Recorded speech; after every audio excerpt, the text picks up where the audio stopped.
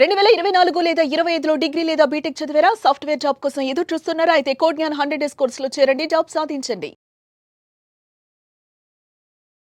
నమస్కారం శంకరి గారు. నమస్తే సిరి. సో మేడం, చాలామంది కూడా అంటే మార్నింగ్ నుంచే మనం షెడ్యూల్ని కనుక ప్రిపేర్ చేసుకుంటే ఆ డే అన్నది మనం హ్యాండిల్ చేయొచ్చు అండ్ మనం ఎక్కువగా డిసప్పాయింట్ అయ్యే సిచ్యువేషన్స్ కనిపించవు అని చెప్తూ ఉంటారు. అసలు ఒక డేని ఏ విధంగా మనం ప్రోగ్రామ్ చేసుకుంటే ఆ డే అనేది ఒక మంచి పాజిటివ్గా వెళ్తుందంటారు? అంటే చాలామంది ఏంటంటే రేపు ఈ పని చేయాలి అని ఒక షెడ్యూల్ పెట్టుకుంటాం. అందరూ కూడా ఒక లైఫ్లోనే ఒక షెడ్యూల్ అనేది ఉంటుంది మనకి. రేపు మార్నింగ్ ఇక్కడికి వెళ్ళాలి, ఈ పని చేయాలి అని. దాంట్లో కొంచెం డిస్టర్బెన్స్ వచ్చినా వెనకాల ఉన్న వర్క్స్ అన్నిటినీ కూడా పెండింగ్ అయిపోతాయి. టైం మేనేజ్మెంట్ లేకపోవడం కానీ, డెసిషన్ మేనేజ్మెంట్ కరెక్ట్గా లేకపోవడం కానీ, మనం సరైనటువంటి ఎమోషన్ని దానికి అటాచ్ చేయకపోవడం వల్ల కానీ ఈ డే అంతా డిస్టర్బ్ అవ్వడం జరుగుతుంది. అంటే ఒక్క వర్క్ కొంచెం లేట్గా లేచామనుకోండి, మనం ఫర్ ఎగ్జాంపుల్ 5:30కి లేవాల్సిన వాళ్ళు 6కి లేచామనుకోండి, ఈ ½ అన్ అవర్ టైంని అడ్జస్ట్ చేయడానికి చాలా కష్టపడతాం మనం. ఈ కష్టంలో ఏం చేస్తాం, కొన్ని వర్క్స్ని రేపు చేద్దాంలే అని పోస్ట్పోన్మెంట్ చేసేస్తాం కదా. అందులో అలా చేయడం వల్ల ఏమవుతుందంటే మనలో ఉన్నటువంటి కొన్ని నెగిటివ్ ఎమోషన్స్ బయటకు వచ్చేస్తుంటాయి. అమ్మో నేను లేవలేను, 5:30 అనుకుంటున్నాను కానీ నేను లేవలేకపోతున్నాను, 5:30కి నేను రీచ్ కాలేకపోతున్నాను, నేను అనుకున్న టైంని నేను రీచ్ కాలేకపోతున్నాను అనే ఒక నెగిటివ్ ఫీలింగ్, అంటే మన మీద మనకు ఒక నెగిటివ్ ఫీలింగ్ ఏర్పడుతూ ఉంటుంది. సో అలా కాకుండా ఏంటంటే న్యూరో లింగ్విస్టికల్ ప్రోగ్రామింగ్, మన మనసుకి మన బ్రెయిన్కి మనం కరెక్ట్ అయినటువంటి ప్రోగ్రామ్ ఇచ్చినట్లయితే నువ్వు ఏ వర్క్ అయితే చెయ్యాలి అని అనుకుంటున్నావో ఆ వర్క్ మీద నీకున్నటువంటి ఫీలింగ్స్, నీకున్నటువంటి ఎమోషన్స్ని నువ్వు ఒకసారి తెలుసుకో. నువ్వు పడుకునేటప్పుడు రేపటి డేట్ వేసుకుని, ఈ రోజు నా రోజు ఇలా ఉంది, ఇలా వర్క్ కంప్లీట్ చేశాను అంటే ఆల్రెడీ చేశాను అనేటటువంటి భావన. అంటే ఇప్పుడు నువ్వు కంప్యూటర్లో ఒక ప్రోగ్రామింగ్ ఇచ్చారనుకోండి, జస్ట్ మీరు క్లిక్ చేయగానే ఆ ప్రోగ్రామే బయటకు వచ్చేస్తుంది.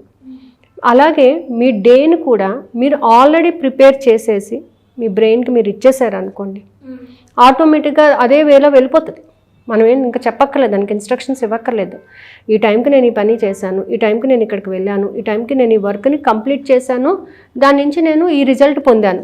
Everything with emotion. ఇందులో మన యొక్క సెన్స్ ఆర్గన్స్ బాగా వర్క్ చేస్తాయి అన్నమాట. స్పందించగలగాలి.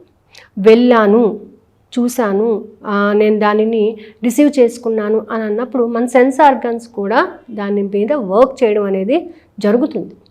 సో కాబట్టి ఏంటంటే ఈ ఎన్ఎల్పి ప్రోగ్రామింగ్ అనేది ఏంటంటే మనం అనుకున్నటువంటి డెస్టినీని రీచ్ అవ్వడానికి మనం ముందుగా ఒక ప్రోగ్రామ్ని ప్రిపేర్ చేసుకోవాలి. అది ఫస్ట్ 1 వీక్ మనకు కొంచెం ఇబ్బంది అవుతుంది. అరే నేను ఇవాళ అనుకున్నానండి, జరగలేదండి అని అనుకుంటాను.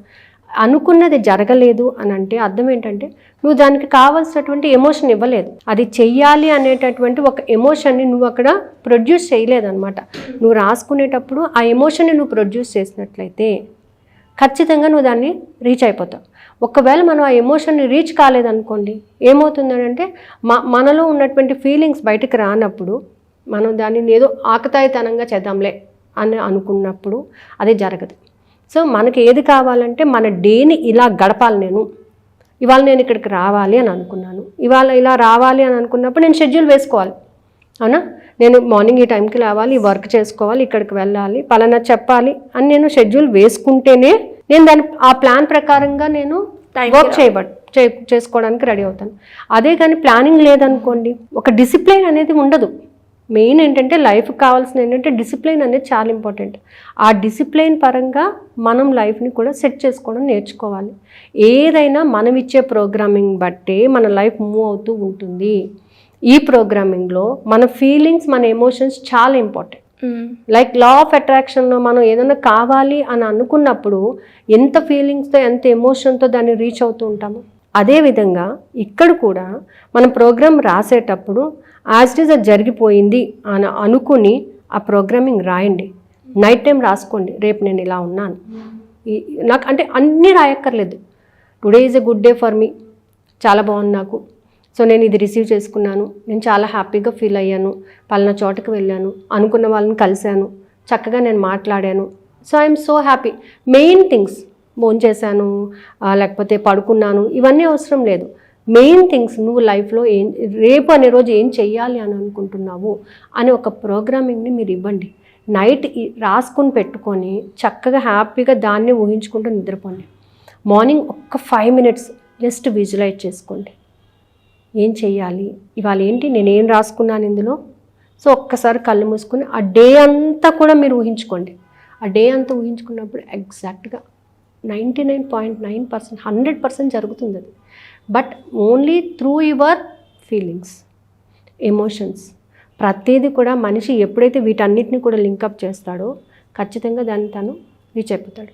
ఇందులో మనం ఏంటంటే మన కమ్యూనికేషన్, మన సెన్స్ ఆర్గన్స్ వర్క్ చేసేటటువంటి విధానము, మనం కమ్యూనికేట్ అయ్యేటటువంటి విధానము, నువ్వు రాసేటప్పుడు ఎంత స్పష్టతతో ఉంటావో అదే స్పష్టతతో లైఫ్ని కూడా నువ్వు డిజైన్ చేసుకోగలుగుతావు అనమాట. సో ఎన్ఎల్పి అనేది మన లైఫ్ నేర్చుకున్నాము అని అంటే లైఫ్లో చాలా అచీవ్ చేసుకోవచ్చు.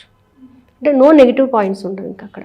అసలు నెగిటివ్ ఆలోచించాలి అనేటటువంటి, అంటే నాకు రాదు, నేను చెయ్యలేను, నా వల్ల కాదు అనే ఆలోచన మనకు రాదనమాట అసలు.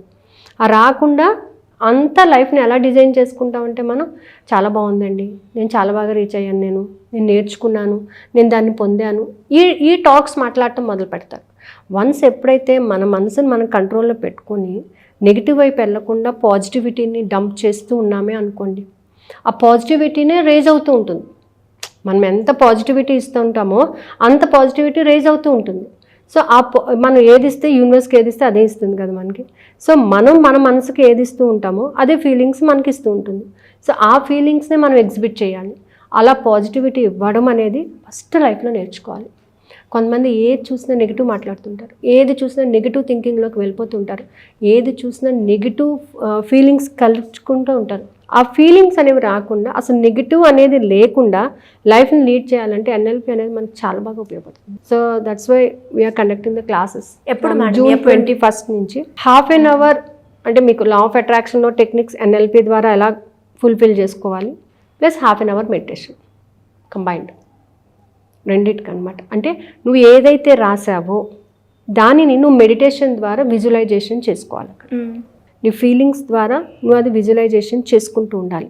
అంటే నీకు తెలియాలన్నమాట, నీ క్యాపబిలిటీ ఏంటి అనేది తెలియాలి.